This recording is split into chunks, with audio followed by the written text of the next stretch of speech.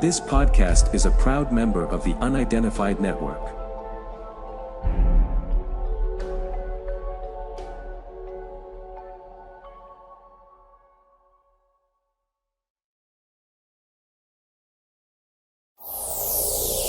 On the Track is a web TV show about cryptozoology, natural history, green issues and whatever else the team feel like making up as they go along.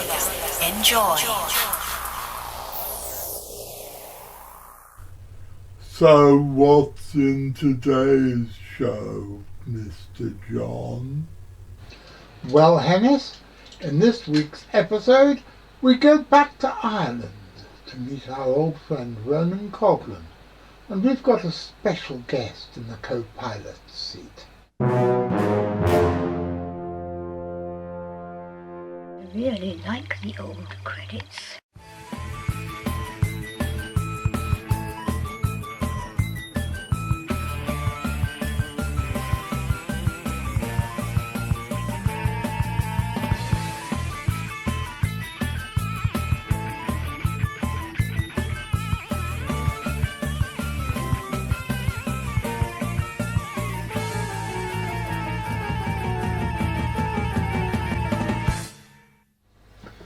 Good afternoon, ladies and gentlemen. My name's John Downs. I'm the director of the Centre for Fortean Zoology, and welcome to another episode of On the Track. For those of you who don't know, and I hope that there are lots of you who don't know, because that means there are a lot of newbies here, every Wednesday evening at 6:30 for about a quarter of an hour, and every Saturday afternoon at 3 for about twice that, we bring you a mishmash, a mélange, a mixture, a mapingurai. No, it can't be the mapingurai, that's a South American cryptid, which may or may not be a giant ground sloth. But I'm sure it's all sorts of other things beginning with M, about hard science, weird shit, and surreality. And if you don't know what surreality is, I think you're going to have to ask my cat. I know what surreality is, but I'm not going to tell you. Why you ask? Well, you shouldn't have to ask. If you have to ask, it proves why I'm not going to tell you it. And that would be a logical conundrum. Or do I mean... Oh, I don't know what it's called.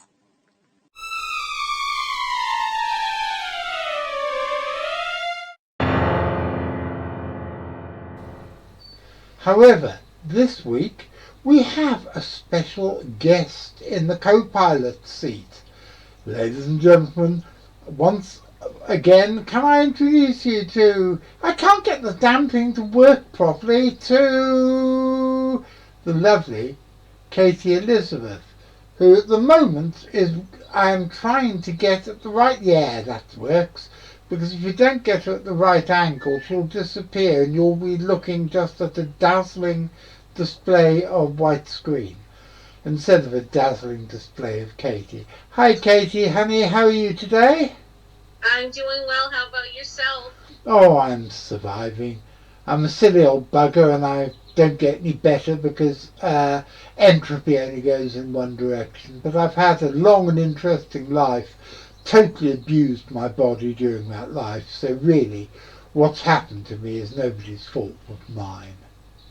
We've got a great show for you today, ladies and gentlemen. We're going to go back to Ronan Coghlan for the second part of our talk about the Dobhar Chu, Dobhar Chu, I can never pronounce it. And this week he's going to be talking about the most famous encounter with the beast. But first, what have we got first, Katiekins? That everybody should donate to help Lars out. And we have got a fundraising video here. I'd say roll VT, because that's what all sorts of people used to say in the old days, but actually I don't think it is VT and it's not going to roll. But here it is.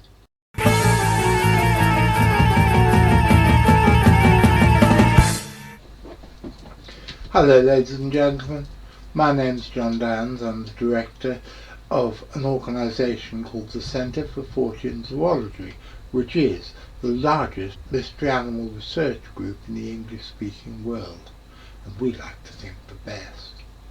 We've been going now for over 30 years, and in those 3 decades we have sometimes carried out campaigns to try to raise money for equipment or for expedition expenses. But one thing we never do is to raise money for ourselves, because money is nowhere near as important as the search for expanding the boundaries of human knowledge, which is, at the risk of sounding horribly self-important, what this organisation is all about.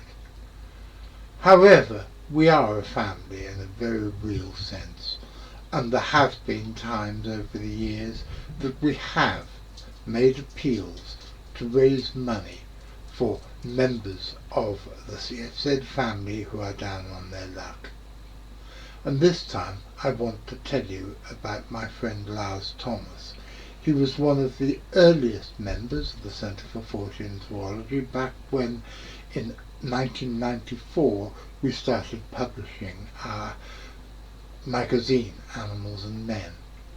And I have known him therefore for 30 years this year, which seems to be a remarkable length of time. He has recently become very ill, and he's in a hospital, partially paralysed and not able to work or indeed do anything very much. And so Richard Freeman phoned me the other night and suggested that we do a crowdfunding exercise to try and raise some money for him while he is in such a dire straits. And so I had a word with Miss Guinevere, and she went and set it all up. And you can read all about the appeal here at this link. What I would like to say, ladies and gentlemen, is that Lars is a very nice, sweet and kind man who's been very kind and generous to all of us over the years, and it's about time, I think, that the CFZ paid something back. Please dig deep in your pockets and do whatever you can to support this very worthwhile appeal.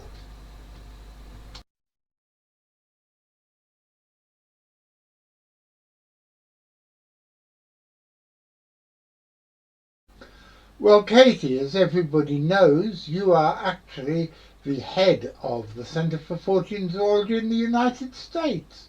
And although I make all sorts of jokes about colonials, you do a jolly good job, and we're very grateful and very lucky to have you. But I know your main sphere of interest is Champ, the monster of Lake Champlain.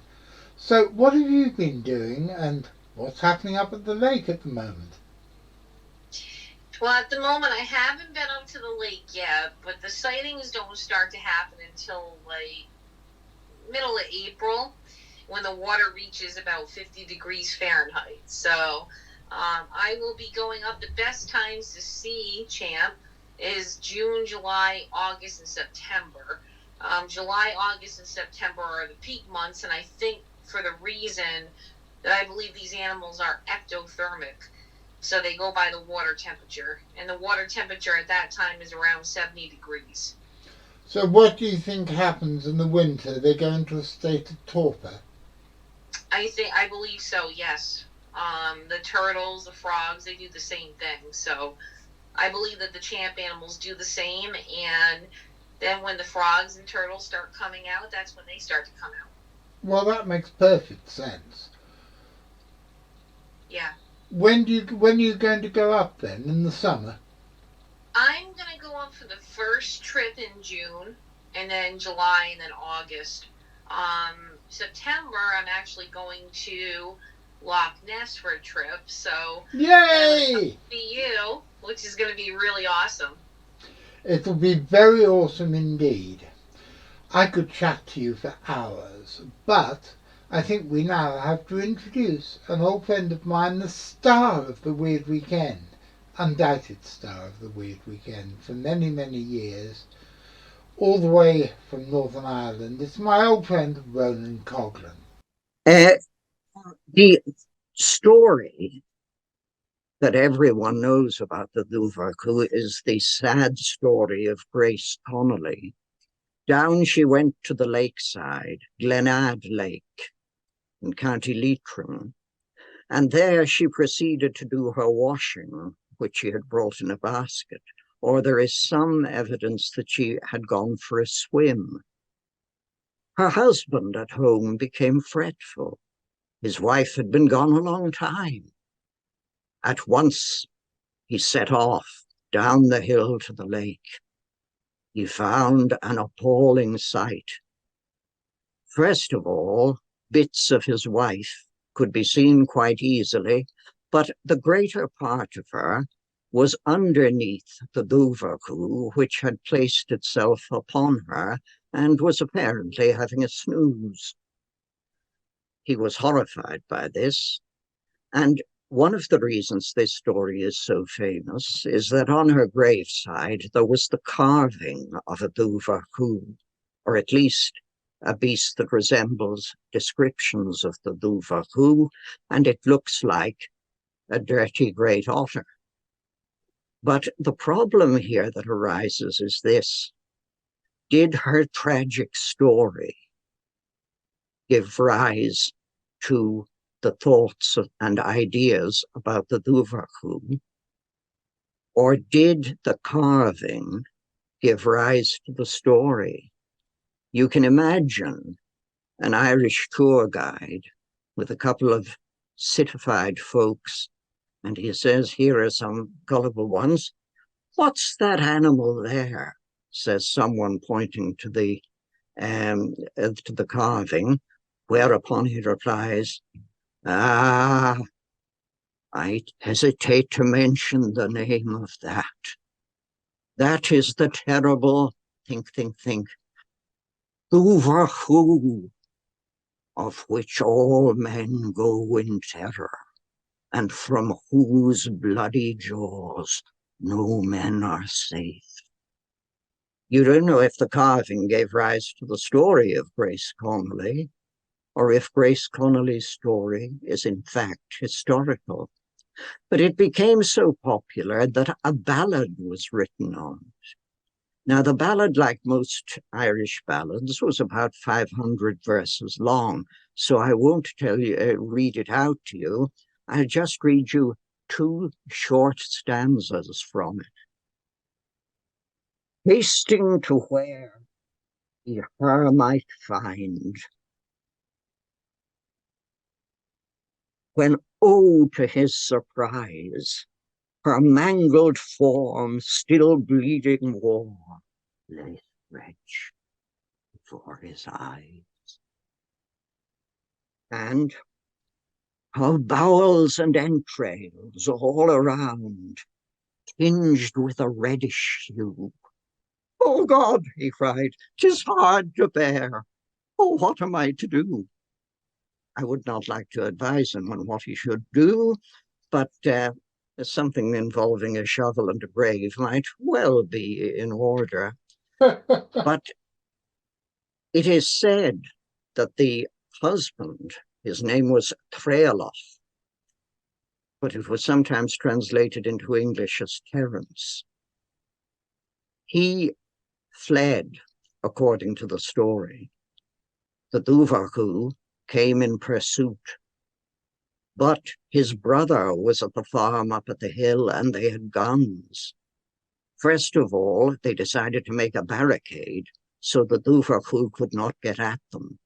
So they put a horse up. The horse did not presumably appreciate this. The Dobhar Chu jumped on it and killed it straight off. Then the 2 men discharged their guns, and the Dobhar Chu fell dead. And it is said that its remains lie buried under the spot, together with the skeleton of the horse. Now, that's only one version. In another version, he killed the Dobhar Chu with a knife, and his brother didn't put in an appearance. But this is the kind of special story of the Dobhar Chu. Wherever you look up the Dobhar Chu, you'll find a reference to this. However, there Before we have been did, other. before we did Yes, Grace Connolly, do we know what the tune was for the ballad?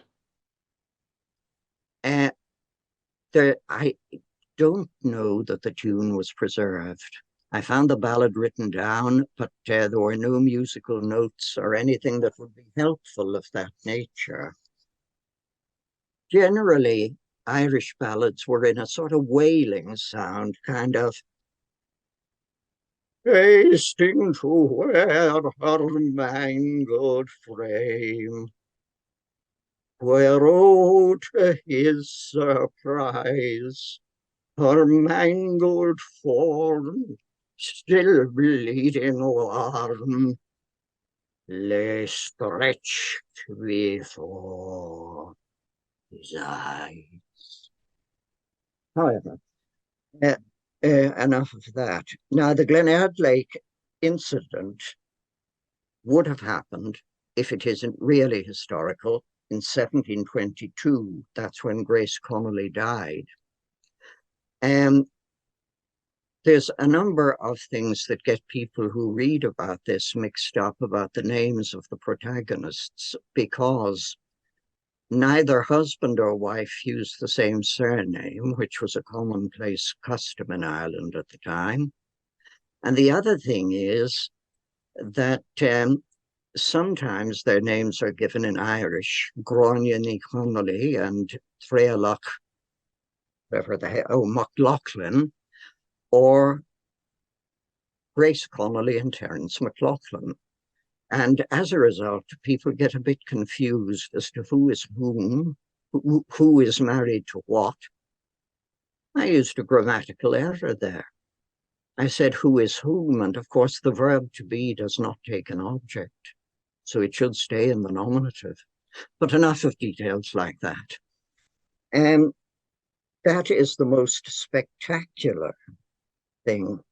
Now, it's been suggested by someone that the Dobhar Chu could be a prehistoric survival of an animal called the Siam Gale Helilukra. This lived 6 million years ago, and was generally found in China. So I think it's really most unlikely that any of them ever made the lengthy journey across Europe and Asia to Ireland. I think that's just mere speculation. Find a prehistoric thing that's like it and identify it with it. But I've been thinking, a thing I do less frequently now that I have passed the 70 age, that what in fact it is that occasionally there is a gene in the otter population in the west of Ireland, and this gene produces an extra large mutant from time to time. It doesn't appear that populations of these things exist, only isolated ones. And this is probably why, not alone are they so rarely seen and reported, but they are sometimes treated by the Irish out there as though the Dobhar Chu is a singular creature, the king of all the otters. And he has a white mark on his chest. Now, as you know, that is a sure indication of kingship. If you ever look at your chest and see a white mark on it, hasten to the palace at once and demand your crown. No, you needn't. But those are the various things that led me to think that the Dobhar Chu is in fact a mutant otter that grows to an extra large size, not as large as a tiger or lion, but an extra large size, and has an unusual ferocity. Even this, however, you have to bear in mind that some otters can be extremely ferocious, and if you put your hand into the otter holt, it may come out minus its fingers. So I reckon that for the Dobhar Chu, all you really need is a freak otter. It fills the description pretty closely. Now, if anyone wants to jump into one of these lakes reputed to host the Dobhar Chu and see if it's a freak otter, by all means do so.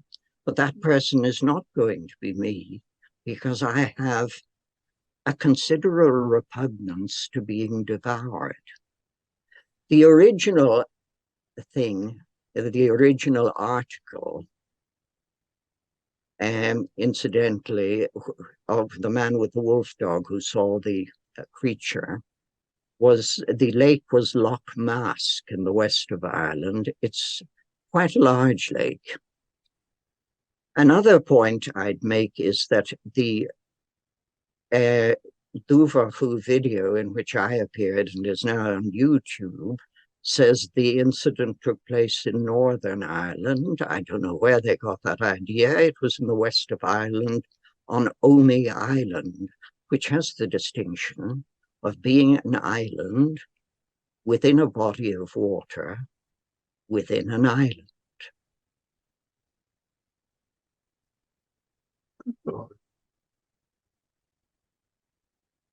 Have I been running on too long? No, that's just I know exactly what you mean, but once you say an island within a body of water within an island, it just sounds incredibly. It sounds weirder than it is. I know it sounds weird, but I put it in for the weird effect, didn't I? A couple of things came to mind from what you were saying. First of all, I'm sure you have read Richard Jefferies' book Bevis. Bevis, oh yes, I know Bevis. But do you remember when Bevis and Mark shot an otter, and that was meant to be 6 foot in length? Yes, well, I mean, and that was certainly what is now Swindon. Certainly, otters can grow. Mind you, physiologically, an otter can grow to a considerable lengths. I mean, look at the giant otters in the Amazon, for example. They're pretty large, far larger than. But and I mean, one of those. The Eurasian otter is supposed to be able to reach 6 foot and a bit. Yes, well, except it doesn't very often, but when it does, that is one scary creature. Even an ordinary small otter, when it lets out a yelp and charges at you, is, I am told by those who have been charged at, quite a scary creature. And certainly 6 foot otters have been reported in Ireland.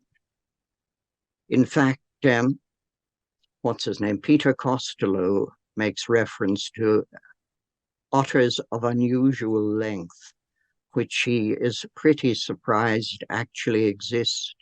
And they were, if I remember correctly, otters exceeding 6 feet.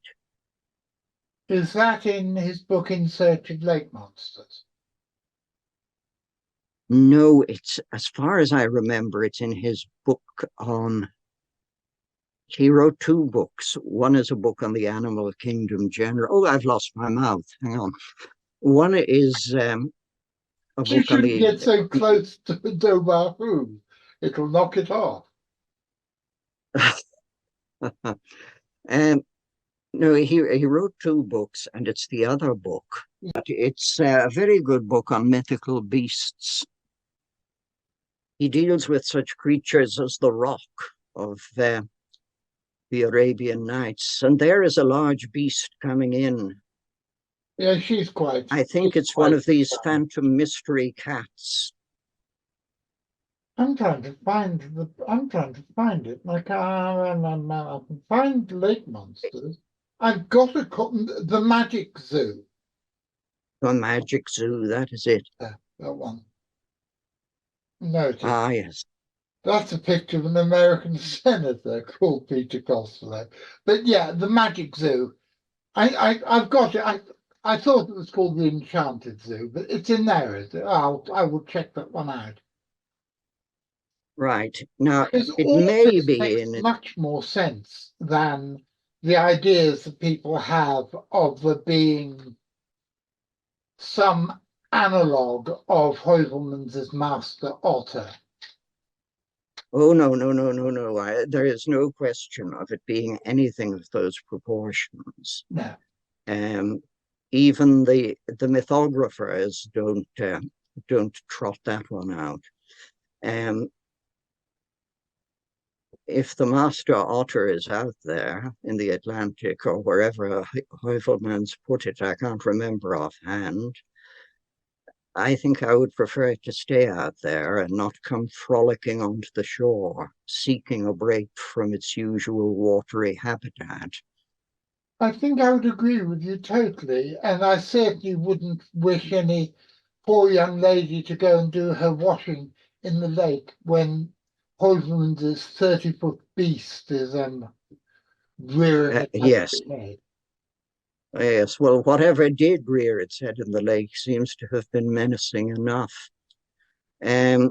I rather imagine she was swimming rather than washing clothes, actually, because she could have got away, I think, if she had been washing clothes. But swimming, something comes up from underneath you. Swimming is a very perilous thing. You don't know what is underneath you, particularly if the water is a bit dark and murky, and suddenly a head with fangs and gaping jaws comes up, and your doom is sealed. Well, I think that your theory is almost certainly the correct one, because, and I've never really understood Occam's razor, but when you're looking for a creature that's 6 foot or greater that looks like an otter in a country where we know there are otters of 6 foot or greater, it does seem to make a fair amount of sense that Mystery Animal 1 is actually synonymous with Known Animal 2. But it's still a fascinating Yes, of course. I've never actually agreed with Occam's razor 100% because sometimes the less likely explanation can turn out to be the true one. I mean, look at the way they scoffed at the okapi. Oh, those little pygmies in Africa, they would say anything. Oh, no. And then the okapi suddenly turned up. Sir Harry Johnson appeared in London with one held under his arm. Actually, I think he went to the Netherlands, but whatever.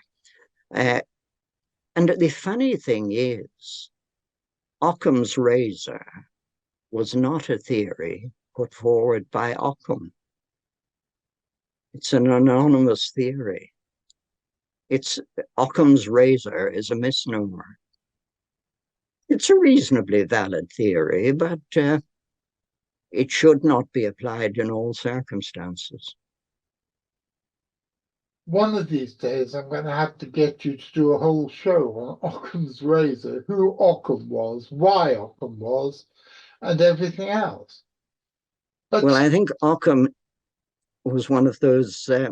Occam was a historical person. We know all about him, but we don't know how the razor thing came to be applied to him. But it has to be called something. The theory has to be called something, so we might as well call it Occam's razor. Or if we want to change it round a bit, we could call it, I don't know, Biffo's bungee or something. But I'll tell that to Biffo next time I see him. I know he watches the show occasionally. Ronan, my dear fellow, thank you very much for that. I enjoyed that massively, like I always enjoy talking to you. And I think you and I are going to have to come up with another subject that we can wax lyrical upon next time, because this is always one of the high spots of my presenting career. If you want to support us and help us make more content like these, please press like, subscribe, follow our Facebook page and check out our Patreon. And as the ghost of Joe Strummer, who's an ever more regular visitor to my little house, will tell you, don't forget to ring the notification bell, otherwise you won't be told when the next episode's gonna be. And that would be an awful pity, wouldn't it? If you've been affected by any of the topics in today's episode, you can just bugger off, because we don't give a monkeys. Bloody well get a grip. Sort your own bloody problems out rather than ringing up somewhere. And now here we are, ladies and gentlemen, at the end of another episode. I hope you enjoyed it, and I hope you learned something from it. I think that Ronan's conclusion, which is that in a place where a giant otter-like creature has been reported, and this is something that behaves like a giant otter, and where otters have been known to reach a length of 6 foot, it means that the giant otter is, wait for it, a giant otter, which to me is fantastic. It's a wonderful piece of research on his part, just because people were expecting some prehistoric monster, and it turns out to be a gigantic series of gigantic specimens of a known species. Doesn't matter a jot or tittle as far as I'm concerned. I think that's absolutely fantastic. And that is what cryptozoology is all about. It's not about worshipping paradigms and trying to discover prehistoric monsters or wonderful new creatures. And I'm not saying that with any problem towards young Katie here, who is well on her way to discovering something which isn't, or I'll be incredibly surprised if it isn't a known species. And if it is a known species, it's going to be a known species found somewhere that nobody ever suspected that it would be found. But, I've lost my train of thought. But I want to say a big thank you to everybody who's been on this show today. I want to say a big thank you to the lovely Katie. Say something, lovely Katie. Thank you so much for having me on the show. I'm very proud to represent the CFZ in the United States. I'm really excited about that, and I think that there's going to be a lot of new reports, and it's going to be great. So I'm really excited to be a representative for the CFZ. And you know what makes me even prouder? For the first time in my life, I've managed to teach an American to say Z, not Z. I have won. Yes, go King's English. And I also want to say a big, big thank you to Ronan Coghlan, who will be back on the show very soon, as I'm sure will Katie be. I can't wait. I love Ronan. I mean, you can't get better of a voice and a storyteller than Roland. I mean, I actually was thinking of asking him to do the audio telling of my book, because he's got such a great voice. He's such a talented person, and very proud that he's part of the CFZ as well. He's an absolute darling. I love Ronan dearly. He is, yes. And so who have we had? We've had Katie, we've had Ronan, we've had V. McCrennan, and we've had Richard Freeman.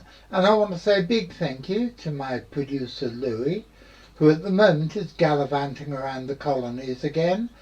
But he's having adventures, and hopefully he will be able to meet up with none other than Miss Katie here, because there is a lake with a reputed lake monster in just south of where he is staying in South Carolina, so they're hoping to be able to meet up and investigate that. I want to say that'd be fantastic, wouldn't it? And then you and Louis and his friend, I want you to bring your hydrophones and put them into the lake and see what you can pick up there. You never know what you'll pick up. You never know. I think you'll find something interesting, even if you don't find a monster. And I want to say thank you to Graham Inglis, my deputy director here at the Centre for Fortean Zoology, and the guy who's also my carer, and he's the person who takes me in and out of hospital.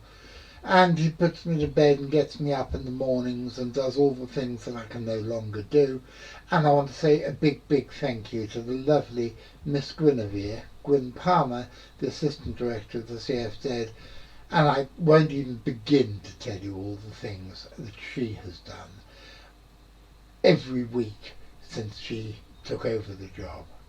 She's an absolute puppet, and I cannot imagine us being able to manage without her. And finally, are you listening, Mr. McCrennan? Do you think he's listening? He probably is. So, see, you've got to be listening, else you'll be letting me and Miss Katie down. If you're listening, Mr. McCrennan, next Saturday I'm going to be back, and I am going to be talking to another smashing guest, Vera Cardoso from Portugal, who's going to be talking the first of a two-part episode about Portuguese werewolves. And it's very, very interesting and quite freaky stuff. So if I'm there presenting the show and doing the notifications and doing the live chat and everything, and you're there watching it, I'll be seeing you.